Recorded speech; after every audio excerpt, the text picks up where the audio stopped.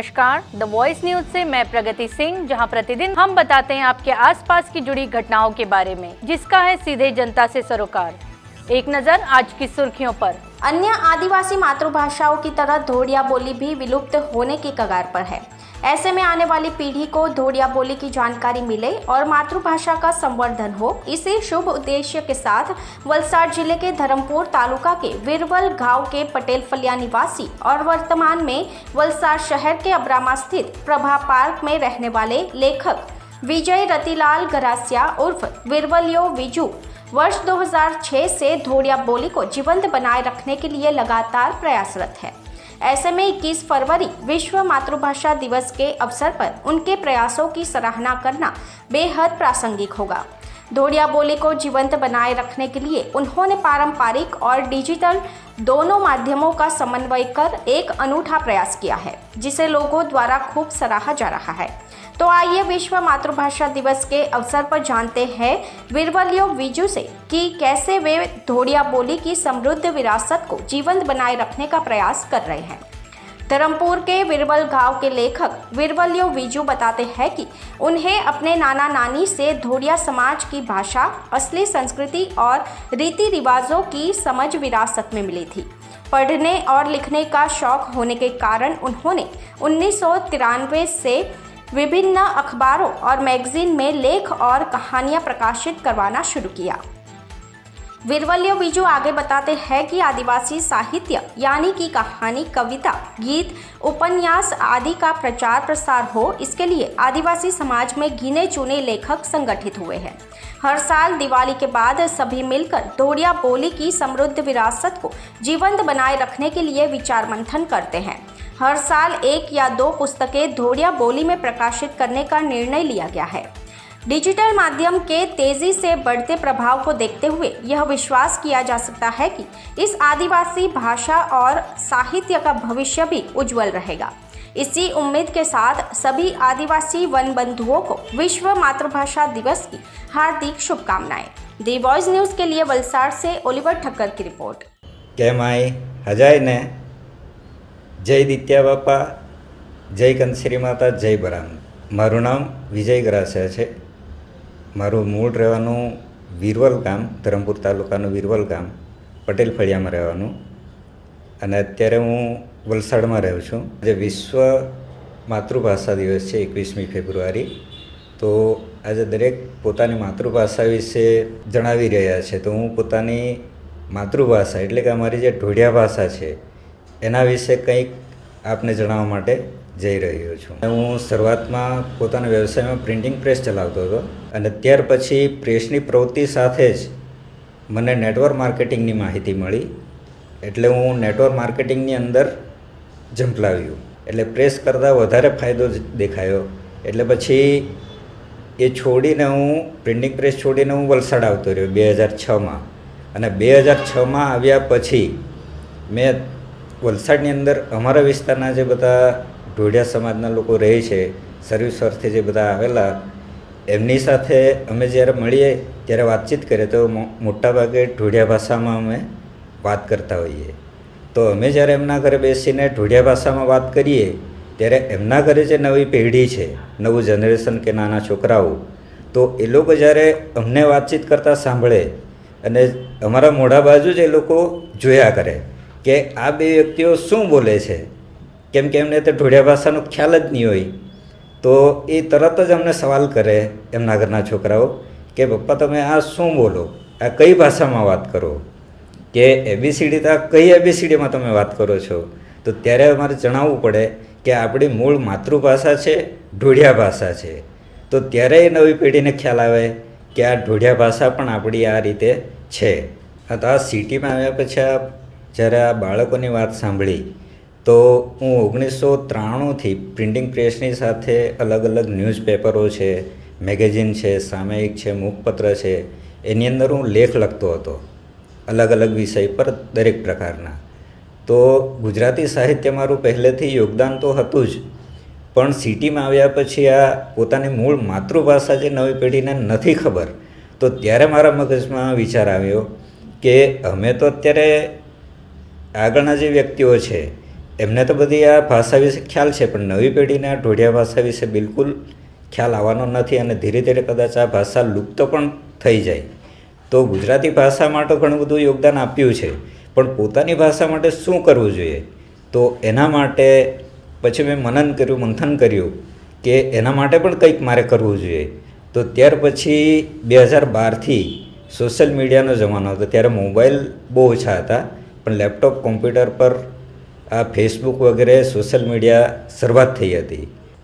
ગુજરાતી સાહિત્યની અંદર જોઈએ તો ઢોઢિયા ભાષાની અંદર જ્યારે મેં ફેસબુકની અંદર એકાઉન્ટ બનાવ્યું હતું તો વિજય ગરાસેના નામનું, કે જેની અંદર અત્યારે મારે જોઈએ તો 3200 જેવા ફ્રેન્ડ સર્કલ છે ફ્રેન્ડ લિસ્ટમાં. અને ત્યાર પછી મેં આ વીરવલ્ય બીજું એકાઉન્ટ બનાવ્યું તો એની અંદર મિનિમમ 5000 જેવા જાય છે.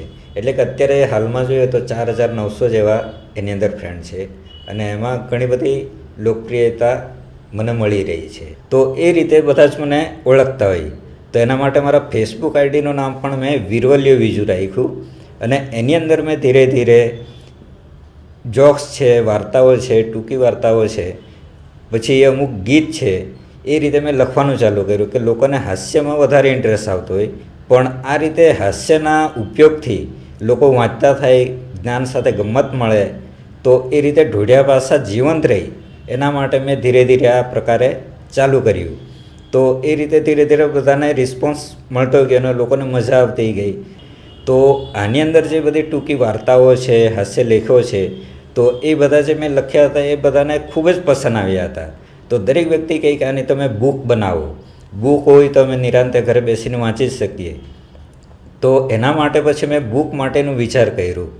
તો બુકનું નામ શું રાખવું જોઈએ? તો એમાં બધી હસવાની જેવી વાતો, કંઈ પણ આપણે વાત વાંચીએ એટલે એમાં થોડું કોમેડી આવે.